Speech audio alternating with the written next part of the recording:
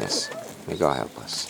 Our monastery started here in 1970, but before that, our brotherhood began in San Francisco in the early 1960s. Mănăstirea a fost înființată aici în 1970, dar Frățetatea Ortodoxă a fost înființată în San Francisco în 1960. The brothers, there were two men. One became Father Seraphim Rose, and he was from a Protestant American family in Southern California. Au fost doi bărbați la început. Unul este viitorul ierarh Serafim Roz, care a fost și parte dintr-o familie protestantă americană. And he had left the Protestant church, and he had become a seeker of the truth. He was looking for the truth, and he looked into Eastern religions. He studied the Chinese philosophy, Chinese language, and then he discovered the Orthodox faith, and he felt at home and found the truth. Părintele Serafim Roz a fost foarte interesat de adevăr. A căutat adevărul în religiile orientale și în cele din urmă l-a găsit în Biserica Ortodoxă și a devenit ortodox. And the other young man became Father Herman, and he was a Russian immigrant, had been born in Latvia, and had come to America after World War II with his mother and sister. I didn't pay attention. Oh, okay. Somebody was talking to me. Părintele Herman. Yeah. He was a Russian immigrant, had been born in Latvia, had come to America after World War II. A fost un rus imigrant în America și a venit în America după al doilea război mondial. Okay. These two men met and decided to begin a brotherhood as a missionary brotherhood to bring Orthodox literature, Orthodox books to English-speaking American people. Acești oameni au făcut frățietatea ortodoxă și au vrut să prezinte ortodoxia americanilor. Because at that time there were very few books in the English language. There were very few Orthodox books in English. Pentru că în acel timp erau foarte puține cărți traduse în limba engleză, ortodoxe. So they opened a bookstore in San Francisco next to the Russian Cathedral Joy of All Who Sorrow. A deschis un magazin ortodox lângă catedrala unde se află moaștele Sfântului Ioan Maximovici, Bucuria tuturor necăjiți, în San Francisco.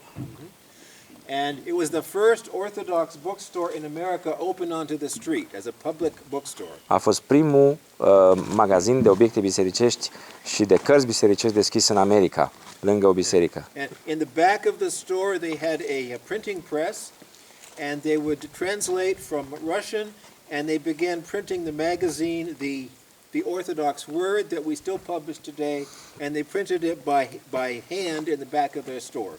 În spatele magazinului au avut prima tipografie în care au tipărit primele volume ale revistei Cuvântul Ortodox. Okay. At first they were not monks, they were a lay brotherhood, but they wanted to become monks, they wanted to live a monastic life and wanted to have a skeet in the wilderness. La început nu erau călugări, erau doar frați cu dorința de a deveni călugări și să-și construiască un schit în mijlocul pădurii.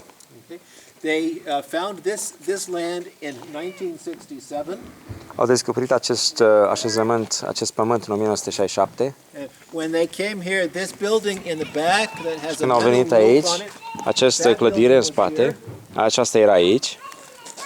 It was just a roof with a floor. It was a hunter's shelter. There was some hunters had this land.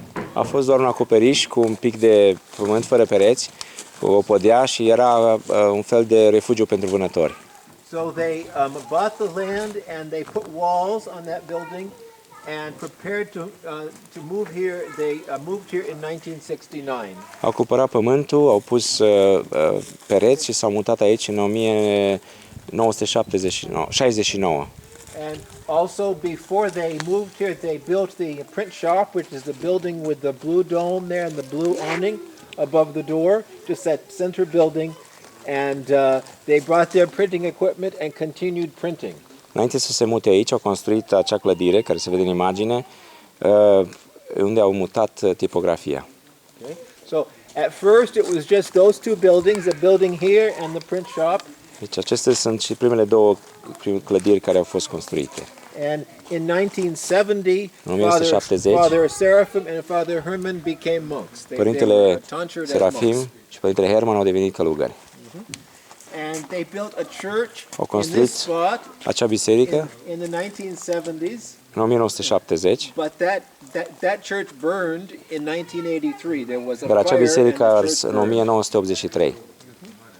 And so this church was built 5 years later in 1988. Și această biserică a fost construită 5 ani mai târziu, în 1988. The first church burned in January of 83, and Father Seraphim had died in September of 82, just 4 years before, or 4 months before the church burned. So it was two very difficult things, one after another. Au fost două momente grele pentru Sfânta Mănăstire. Părintele Serafim a murit în septembrie și 4 luni mai târziu a ars Sfânta Biserică. So the church, as most of the buildings here, were built by the brothers of the monastery. Biserica, ca și majoritatea clădirilor aici, a fost construite de frățietatea din mănăstire. Okay. We can go back inside the church and we'll see some things. Vom merge în biserică să vedem This is lucruri. an icon of Saint Herman of Alaska. This was painted by one of the first two monks of our monastery, the one who was named after Saint Herman, painted this in 1962. Biserica este cu hramul Sfântului Herman din Alaska și aceasta este icoana, a fost pictată de unul dintre călugări care poartă numele Sfântului Herman în 1962. În 1962. And Saint Herman of Alaska, you know, was a missionary, came to Alaska when Alaska belonged to Russia, and came as a missionary to the Alaskan native people. Sfântul Herman din Alaska a fost un misionar care a venit în Alaska în timpul în care Alaska aparținea Rusiei și el a venit să încreștineze populația băștinașă din teritoriul Alaskei. And here this shows a small island next to Kodiak Island called Spruce Island, where Saint Herman lived the last 30 years of his life. Aici se vede insula Spruce, lângă insula Kodiak, unde Sfântul Herman a trăit ultimii 30 de ani din viața. And now our brotherhood has a small monastery, a skeet on Spruce Island. We have three brothers there on Spruce Island. Și acum există un așezământ monahal cu 3 frați care locuiesc în acea mănăstire de pe Spruce Island. This is a reliquary of Saint John of San Francisco. Aici este un relicuariu a Sfântului Ioan Maximovici în San Francisco. And Saint John blessed the founding of our brotherhood in 1963. He blessed our brotherhood. That's considered to be the founding of our brotherhood. Sfântul Ioan Maximovici a binecuvântat înființarea acestei frățietăți monahale, acestei așezământ monahal în 1963. These are some of his vestments that he wore. A Petrihilion and cuffs belong to him, and a cross and a Panagia medallion, Mother of God medallion belong to Saint John. Aici sunt o parte din lucrurile personale Sfântului Ioan Maximovici, pitrahilul, mânecuțele, crucea și engolpionul. When the brothers came here in 1967, Saint John had already reposed. He reposed in 1966, but they felt that that Saint John gave them the land because they came here and they didn't have the money to buy the land. It was going to cost them $100 a month to pay on a loan. They didn't have that much money, and they went and prayed at Saint John's grave in San Francisco, and then one of the priests from the cathedral came and offered Father Seraphim $100 a month, the very same amount of money if he would be a reader in the cathedral every day. So it was seen as a clear answer to their prayer. They felt that St. John gave them the land. Sfântul Ioan Maximovici a murit în anul 1964, 66, și ei au venit în what year you came here? 67. They 67. came to buy, yes. Yeah, au venit un an mai târziu aici, pentru că nu aveau bani să cumpere pământul. Au făcut rugăciune la Sfântul Ioan Maximovici și prin rugăciune Sfântul Ioan Maximovici s-a găsit o persoană care a donat $100 pe lună, care ar fi salariul unui cântăreț la Sfânta Catedrală. Bine am zis? Bine am zis, așa? Da, am ca așa cum ai, plătit 100 pe lună. Da. Și acum dă? Da. Please continue. Okay. We can show you something else over here. Yes. This icon is a special icon for us because it comes from Valam Monastery in Russia, where Saint Herman came from. Valam is in the far north of Russia, you know, and that's the monastery that Saint Herman was from. And this icon is from the 19th century, painted there at Valam, and was given to us as a blessing, as a link to Saint Herman and Valam. Aceasta este o icoană adusă de la Mănăstirea rusească Sfântul Varlam din Rusia și a fost oferită ca o dedicație, ca o binecuvântare pentru acest așezământ. Our iconostasis was first in two different Greek churches here in California, one in Stockton and one in Concord in the Bay Area. Această iconostasă a aparținut la două biserici grecești ortodoxe, una în Stockton and the second one in Concord, yes. And originally we had some icons came with it, but now the icons have all been painted especially for us for this church. Aceste icoane sunt icoane care au fost făcute special pentru această Sfântă Biserică. In addition to Christ, the Mother of God, and the angels, on the deacon's doors we have Saint Herman of Alaska, we have Saint John of Shanghai and San Francisco, and then we have Saint Sava of Serbia, that's where I see part of the Serbian church. We have Saint Sava of Serbia, and then the far side we have Saint Seraphim of Sarov, because our Father Seraphim Rose was named after Saint Seraphim of Sarov. Avem aici în Sfântul Iconostas icoana Mântuitorului, a Maicii Domnului, Sfântului Herman din Alaska, a Sfântului John Maximovici și a Sfântului Sava din Serbia și a Sfântului Herman din Alaska. Okay. Sau Serafim de Sarov, da? Serafim de Sarov. Yes, Seraphim of Sarov. Yes. Yes. Okay. We can go downstairs and see another church here. Putem să mergem jos să vedem o biserică? Alexandru, cam. Came here four times, I think, for a month at a time, and he painted all of this. And he also painted the four saints on the iconostasis, the same iconographer. Aceste icoane de aici au fost pictate de către un icograf ruș care a venit în 3 călătorii și a pictat tot ce e aici și icoanele pe Sfântul Iconostas în Sfânta Biserică. They're very beautiful. Yes. Sunt foarte frumoase. Yes, we're very happy. Yes, these are not finished yet. There's some finished, and these Sunt unele care nu sunt not terminate finished, yes. și încă mai trebuie să vină. Okay. Frumos.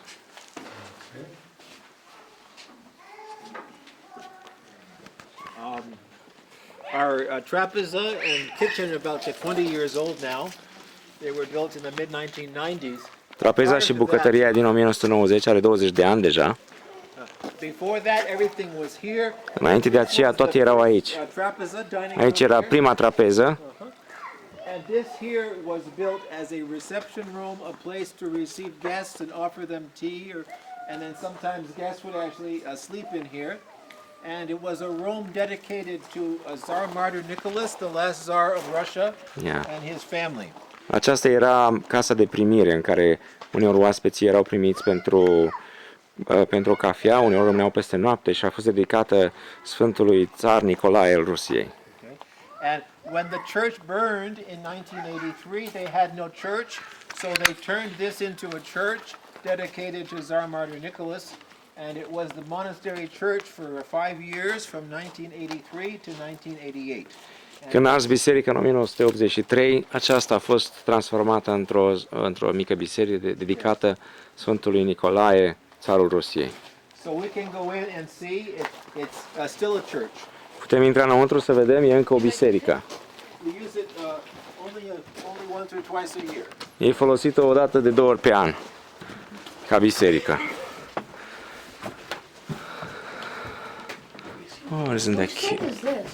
This is the Saint Nikolai. He was the emperor of Russia and he was killed by the communists. Probably the same. It's a picture of him.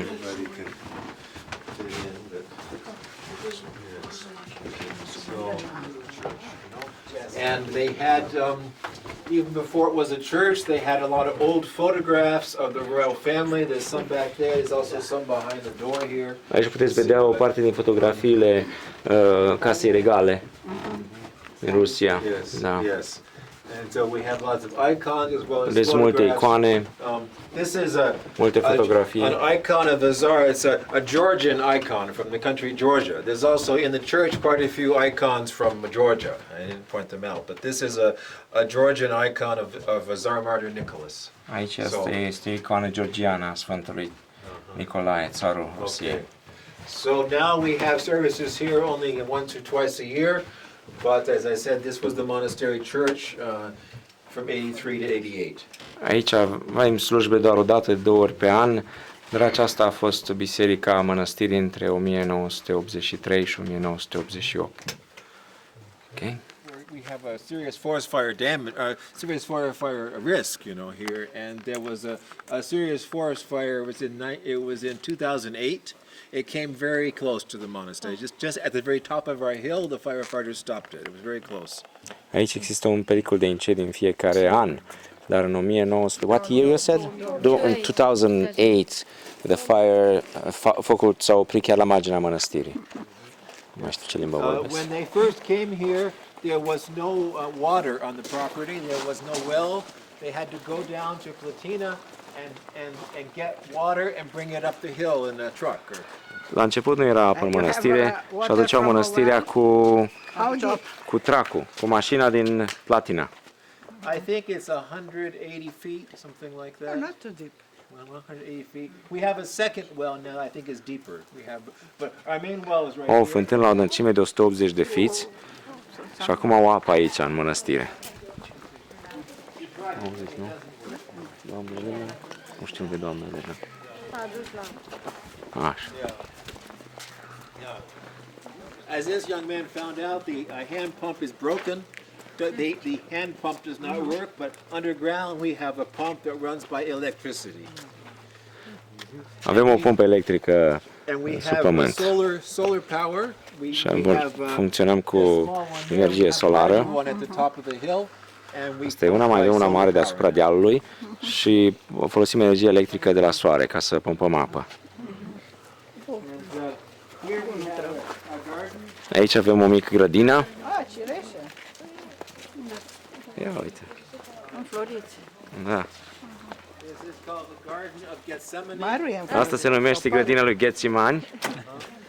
And it's just, it was our fruit orchard for many years, and then just recently Abbot Damascene created this prayer garden. There's icons that are copies of icons connected to the Garden of Gethsemane. There's Christ in Gethsemane, the crucifixion, and the Domitian of the Mother of God, since her tomb is in the Garden of Gethsemane.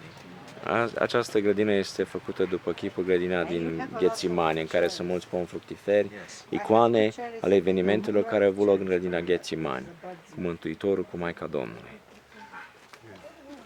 So it's a place where people. That's an apple. We have 2 cherries and a pear.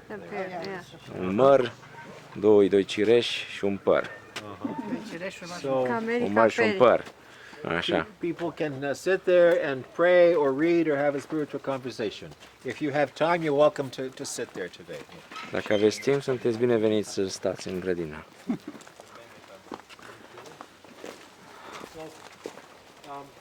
All of this landscaping is all new. All of these brick pathways and the stone and the plants have just been put in the past year or so.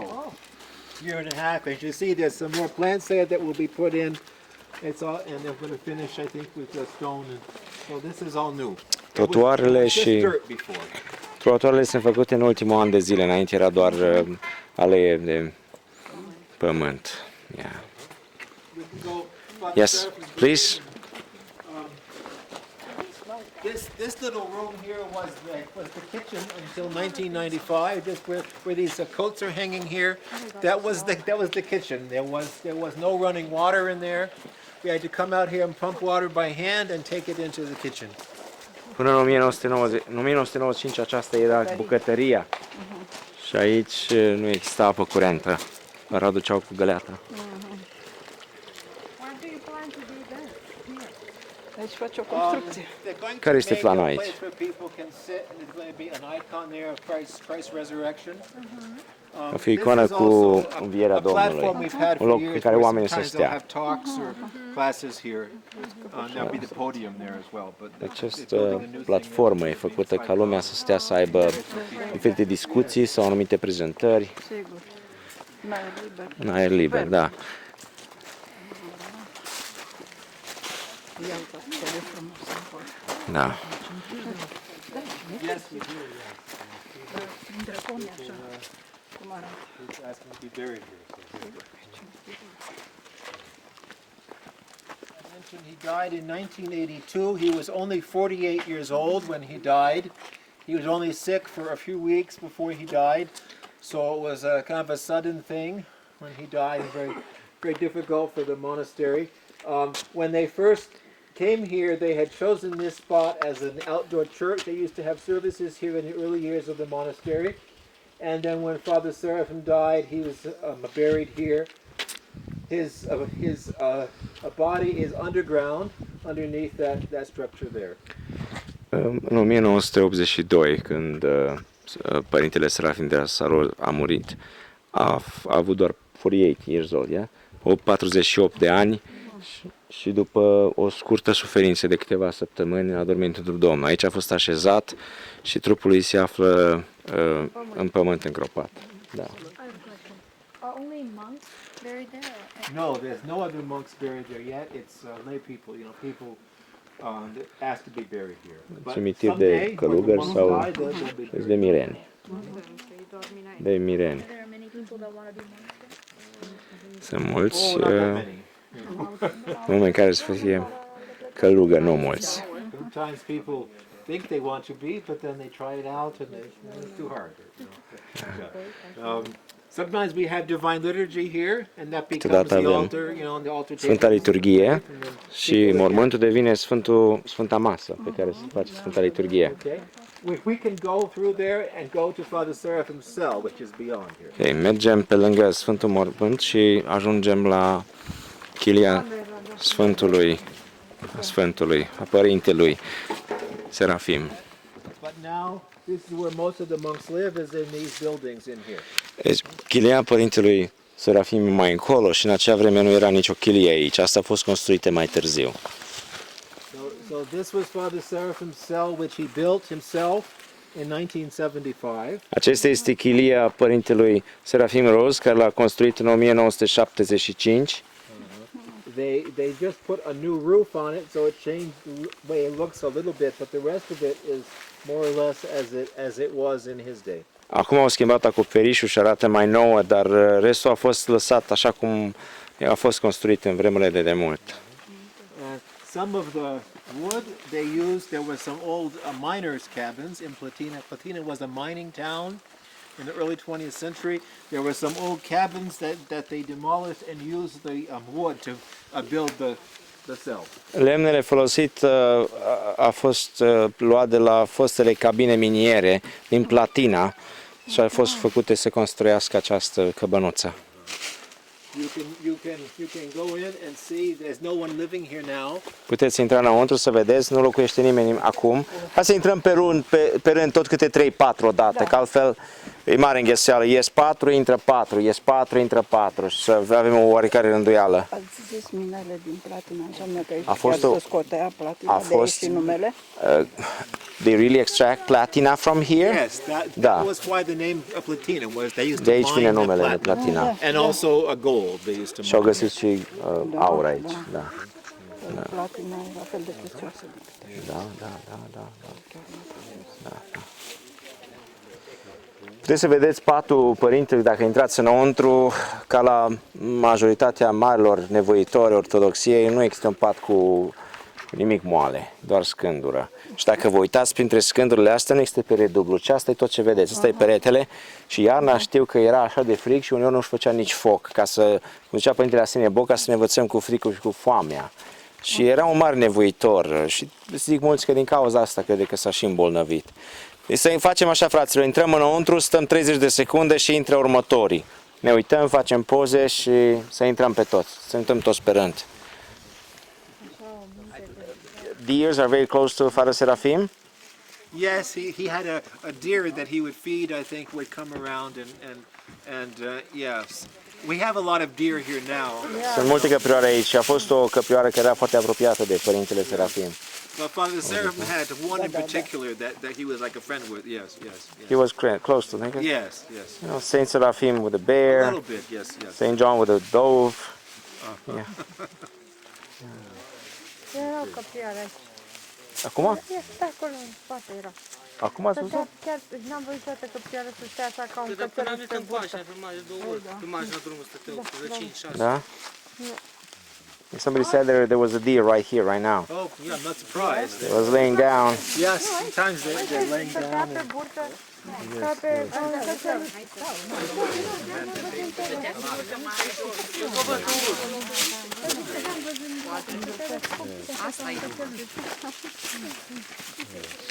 Okay, don't scare her, Alexandru. The boy wants to see the deer. Can you see it, Alexandru? Era acolo. Is still there? No? They're boys, they can't see anything. They can see food for now. Hey, Alexandru! Merge să joacă. Toată lumea a intrat în chirie? Da. Mai sunt. There's one cell there. That's the last one there, and then There's up there. There's one further up the hill. There's a few others around, but most of them are in this area. And that's the last one. How many monks are living here today?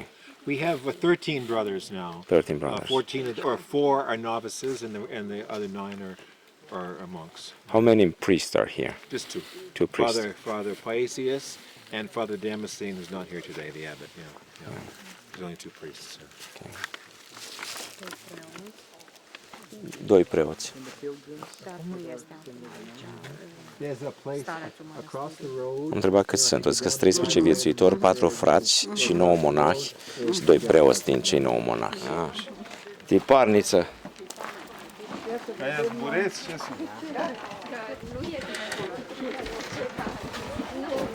Don't touch anything, Alexandru. Oh, it's cold in here. Yeah, they had it closed up. Și mai lucrează și acum, nea? Nu în asta. Acum sunt mai modernizați. No, you don't. Don't touch, I said. No, don't touch. Cred că mai una dincolo. Oh, moderne. People are asking, this is the, you still use this No, one? we don't. No folosesc. But they did printing here until the mid 1980s, and then they stopped printing here and started sending out things to be printed. Până în 1985 au folosit aceasta și apoi au mai modernizat un pic. The first press was the one here behind Father. Aceasta a fost prima They bought that in the 1960s for $50. And cumpărat în then, 1960 cu $50 această prima tiparniță. and then this one they Apoi used aceasta. also.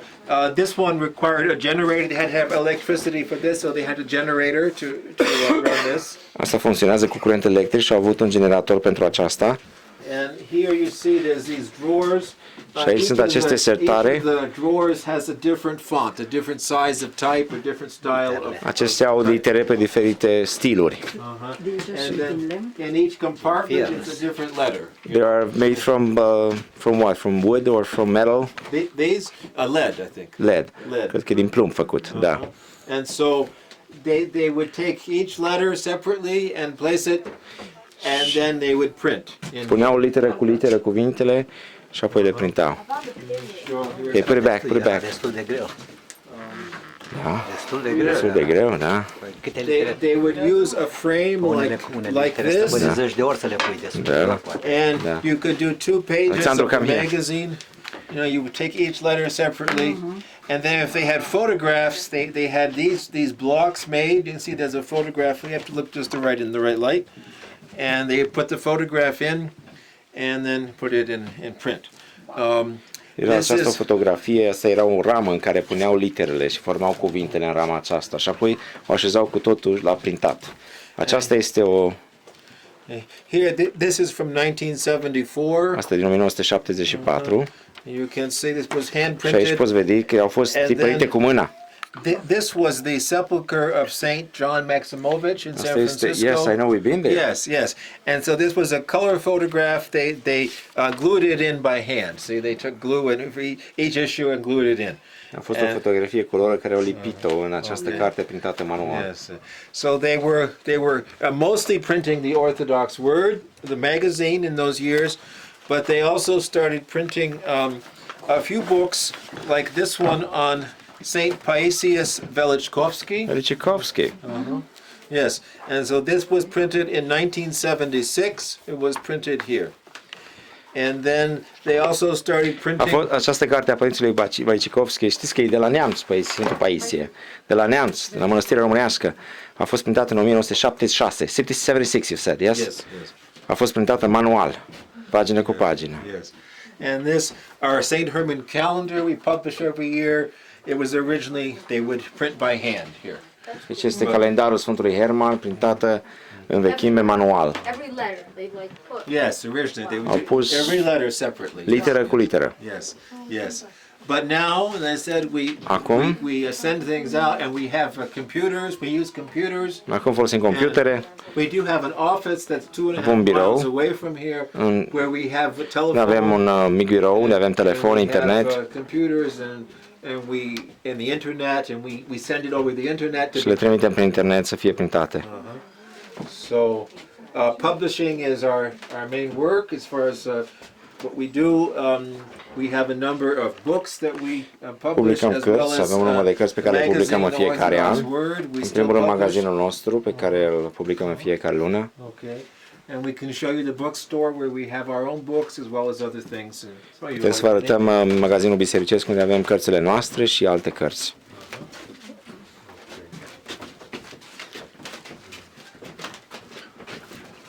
So these are pictures here? Yes, those are all Acestea sunt different. fotografii, diferite fotografii. Pictures, yes, yes. Dragomirna Monastery there. In the shipping room, and now we have a new building there where we pack up our books and send them out, and now we made this our bookstore. This is- Aici era locul de pregătirea coletelor în care erau trimise. Acum s-a construit camera de lângă pentru acest sens. No, I wish we did, but we don't. They should have here. Ar trebui să aibă aici. Yeah, especially with so much history of Yes, printing and yes, that. we should have one, but we Yeah. don't. Yeah. Maybe someday we'll have one. So, We'll pray so you can work on that. okay. So this is, okay. So yes, it's our Haideți own înăuntru. books are in the Mergeți back mai încolo un pic, să intre toată lumea. Yeah. Să nu stăm în ușă, fraților. Those are our publications back there. Acelea sunt publicațiile mănăstirii din spate, de acolo, de lângă geam. Can I get this? We'll talk later about this. Now we will focus on something else. So it's like we have the biography of Father Seraphim, and then Father Seraphim's writings. And this was the book that we just saw on St. Paisius Velichkovsky. It's a copy, it's a facsimile of the hand-printed edition, a copy of the hand-printed. Aici este cartea Sfântului Paisie Velichkovsky, care e reprintată, care am văzut în cealaltă cameră. We do have a few books in the Romanian language that we don't publish, but we had them here in the bookstore. They're in this area over here. Avem și câteva cărți în limba română I aici, put a few out în here, magazin. but most of them are out. Scrie, da? Și acolo mai sunt de vânzare. $35. Sorry? No, I don't think we do. Sorry. Yeah.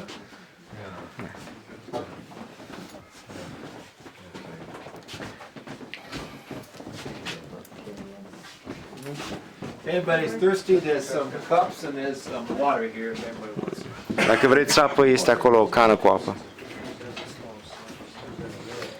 Okay.